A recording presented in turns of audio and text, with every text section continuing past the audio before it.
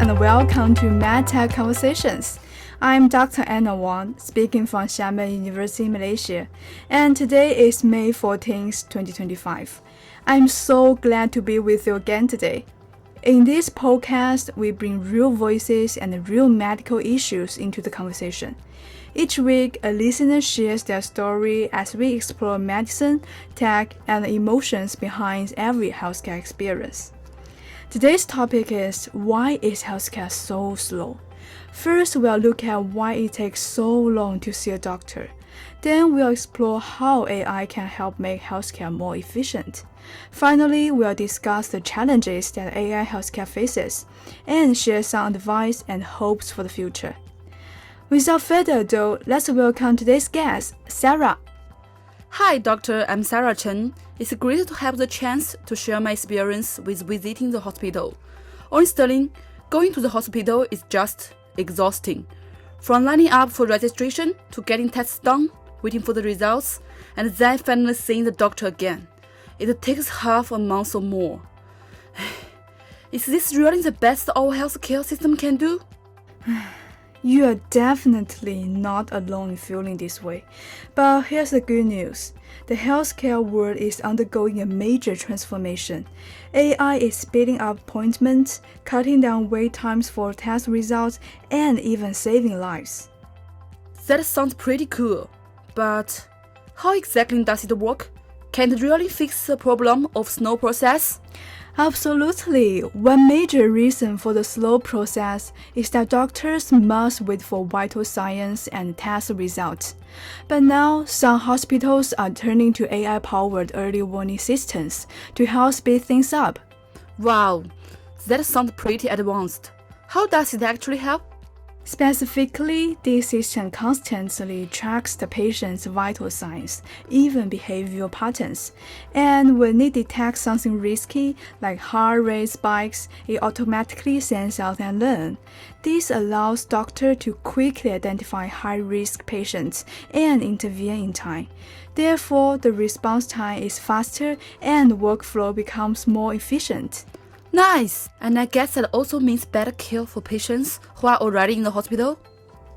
Yes, definitely. For inpatients, nurses can catch subtle signs much earlier, like a slight fever or changes in pain.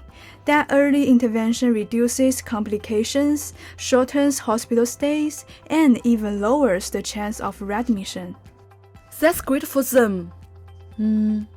But what if someone's not in the hospital? Is there still a way for them to monitor their health? Great question. That's where smart variables come in. You know, things like health watches and fitness trackers. They let people keep an eye on their health in real time, even from home. You can now track your heart rate, blood pressure, sleep, and even electrocardiogram readings around the clock, and catch potential issues early. So you are saying I could catch health issues by myself before they get serious? Exactly. And with the rapid growth of telemedicine, in some pilot areas, doctors can now access your real-time health data directly from your phone or laptop and provide medical advice. I believe this will become more widespread in the future. That sounds way better than sitting at the hospital for hours. Totally agree. And there's another great way to shorten wait times, using AI tools that listen to doctor-patient conversations and automatically generate medical reports.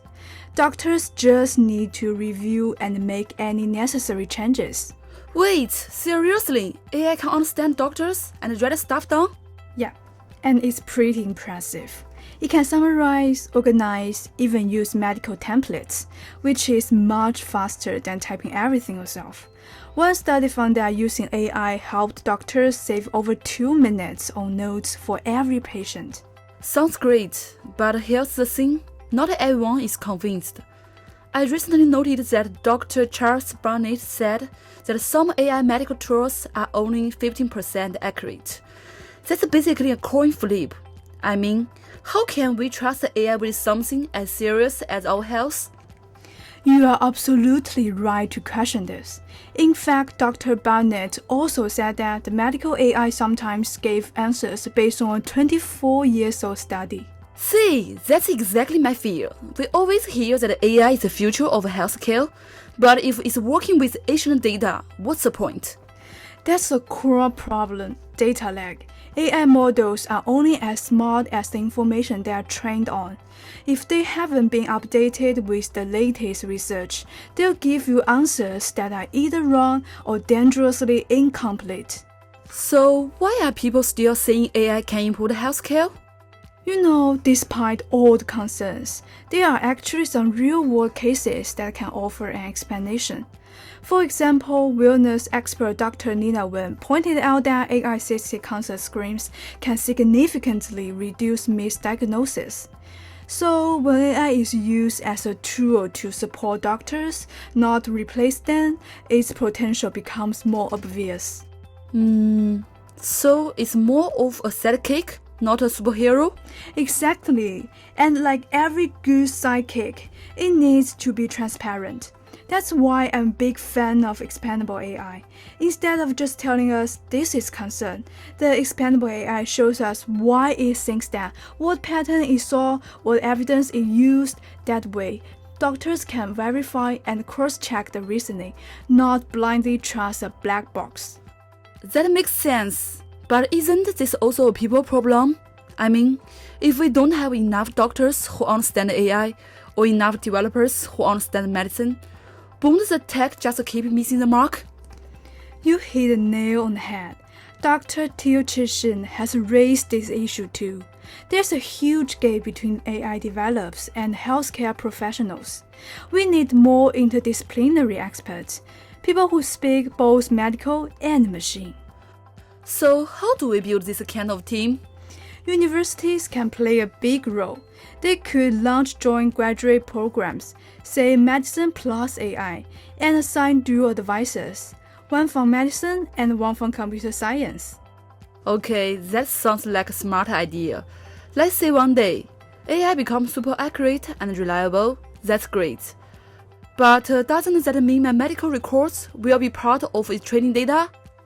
Another excellent point. Privacy is a real concern.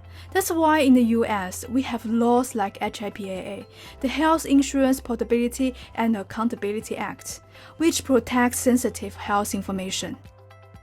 But laws can only go so far, right? Right. There's a technology named privacy-preserving AI. It adds noise to data to prevent re-identification, ensuring computations don't reveal too much about any individual's data. I think in the future, it's gonna play a big role in protecting our privacy.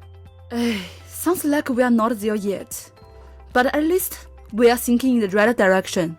Yep.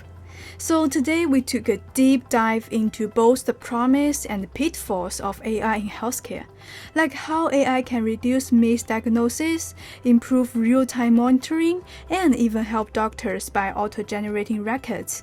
That means more time and lives are saved. But it's not all smooth sailing. From relying on outdated data to ongoing concerns about privacy, AI still has a long way to go. That said, the future does look helpful, especially if we stay focused on cross-disciplinary collaboration, improving accuracy, and keeping things transparent. That's all for today. If you like this episode, don't forget to subscribe and share. See you next time. Bye.